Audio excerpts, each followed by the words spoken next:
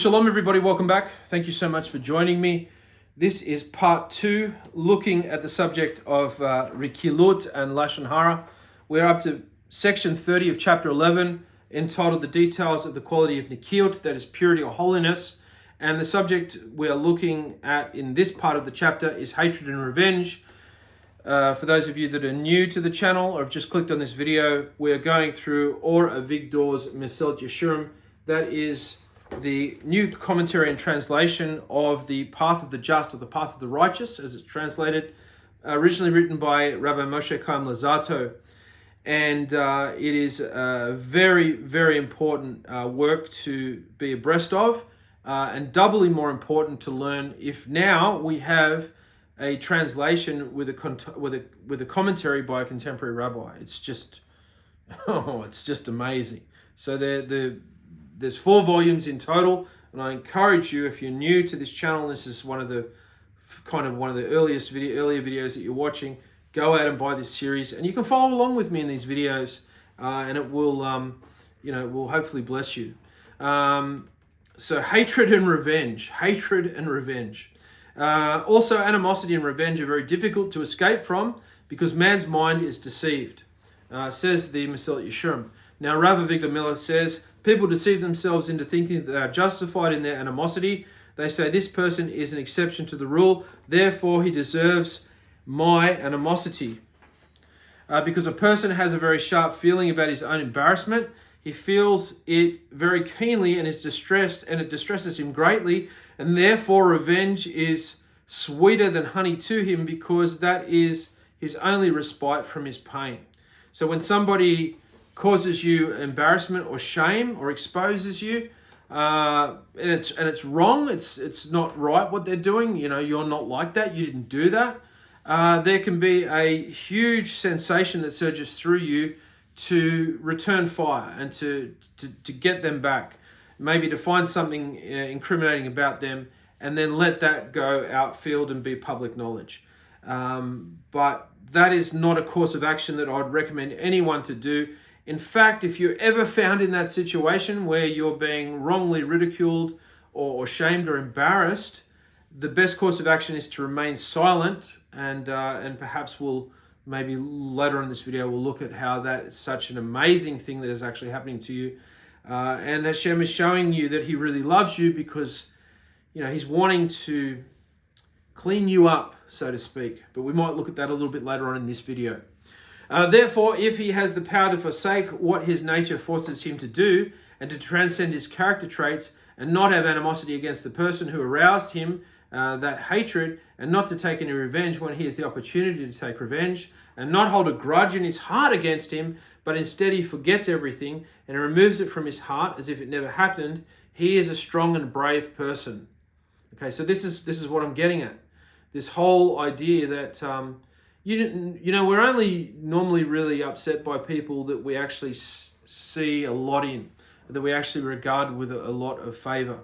If it's somebody that's a no good person on the street, somebody who's a known wicked person, a lot of the times we couldn't really care less because we know this person's nature. They're wicked people, and they're always out and prowling around like a roaring lion. So we just go, okay, we stay awake. Thank you for letting me know, for dressing like that or for acting like that.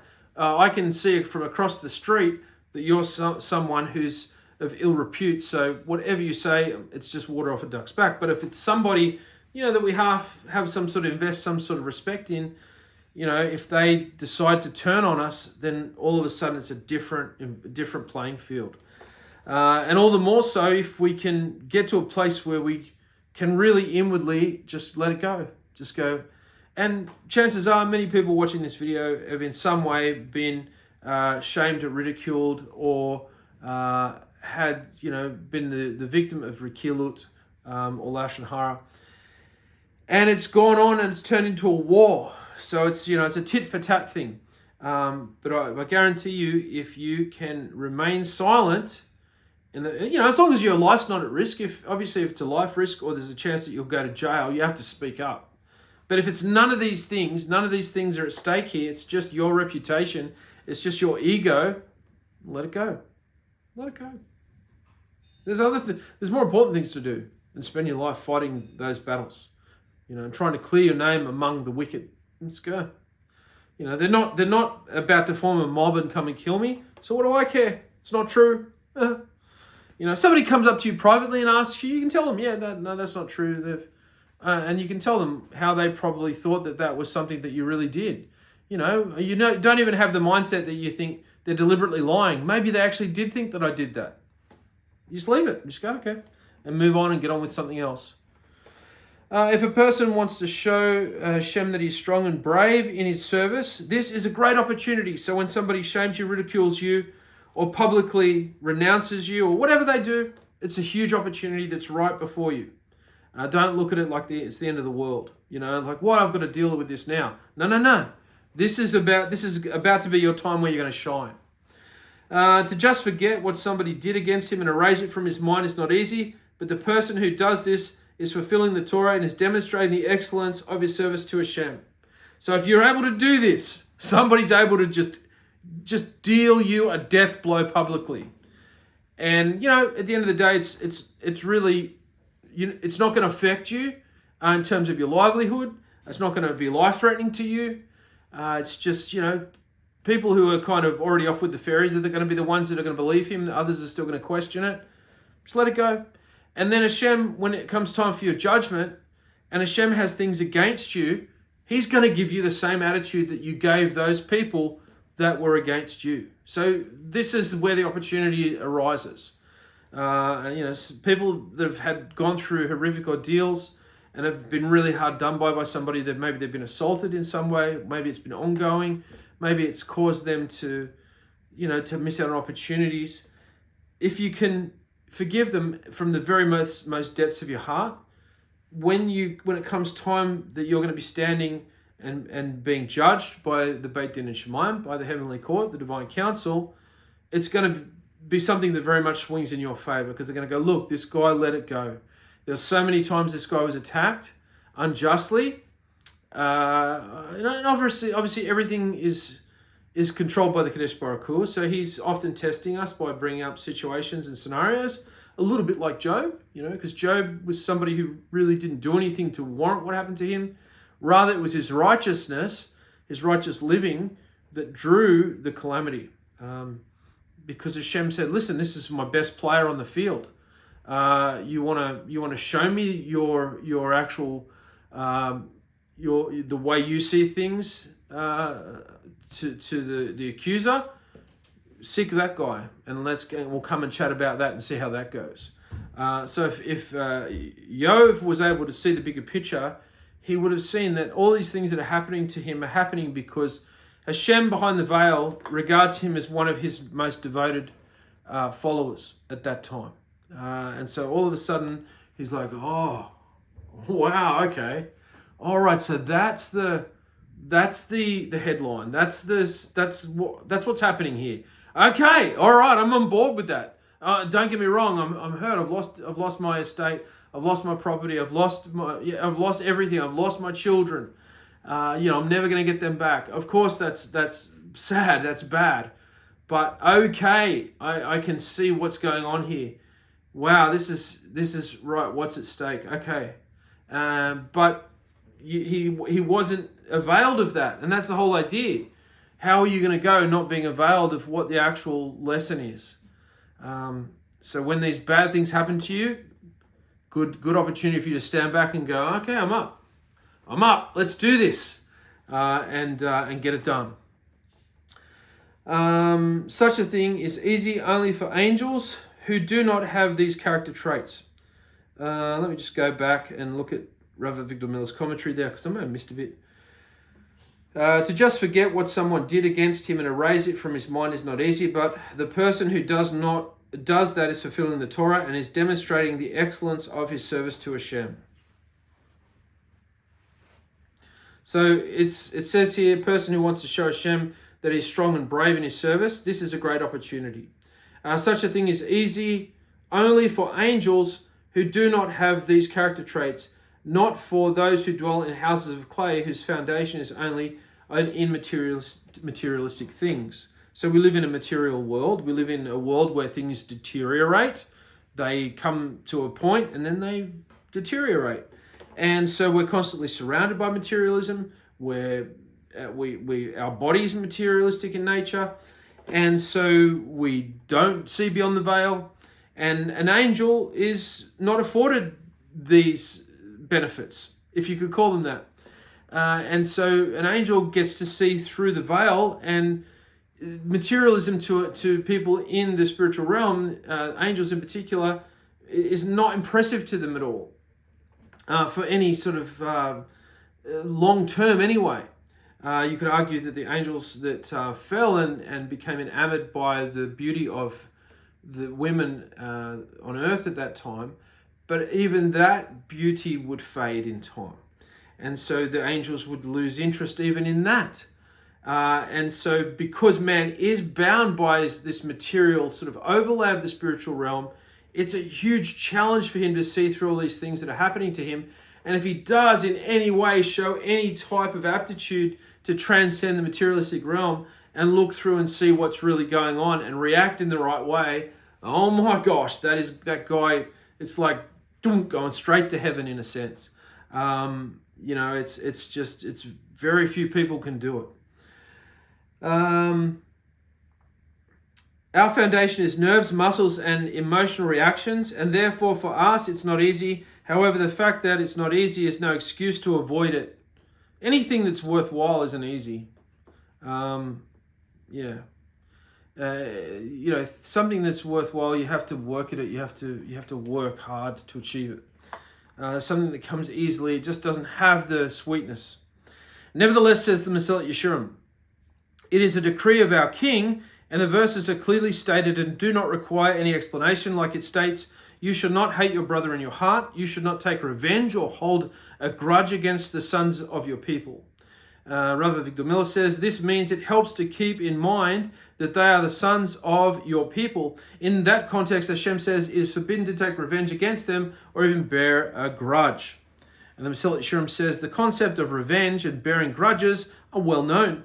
Revenge is to refrain from doing a favor for someone who did not do a favor for you, or once did some harm to you. So it might be something as trivial as someone coming to your house, or you going to somebody else's house and asking to borrow a spade, and the neighbor saying no, and you know he's got plenty of spades. Some of them haven't even been used. And the neighbor goes, no, I've got to think about that. I don't like lending out tools because they'll get broken. And you go, okay. And then, a few months later, that same neighbor comes over and he wants to borrow a wheelbarrow. And you only have one wheelbarrow and it's not in the best condition, but it still works. What do? You go, no. You go, I'm going to teach this guy a lesson. No, you can't borrow my wheelbarrow. I wanted to borrow a shovel a month ago and you wouldn't let. No.